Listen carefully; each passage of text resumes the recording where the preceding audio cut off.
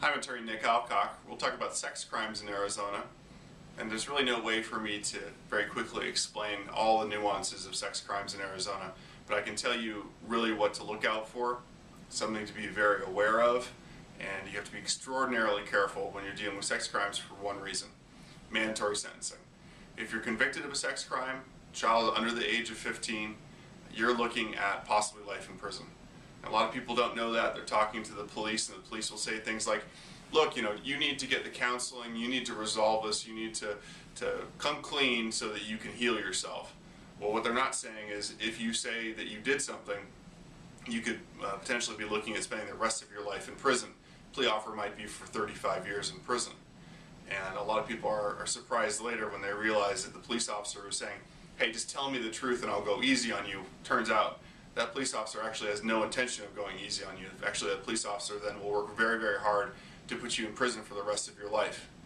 So sex crimes in Arizona, they become very serious when two factors are present: any type of sexual contact of a minor under the age of 15 and genital contact. Those are the factors that really make 35 years or possibly stacked consecutive sentences of 70 years, hundreds of years possible. Kissing and touching children above the clothing is obviously still a very, very serious crime, but it does not rise to the same level with the mandatory sentence being in the ballpark of 35 years. It really requires some type of genital contact.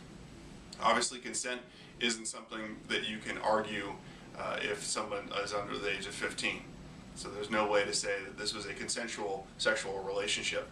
Even if you have a 17-year-old and a 14-year-old, unfortunately, we see those cases. Many, many times the prosecutors will want substantial prison, and they will also want lifetime sex offender registration.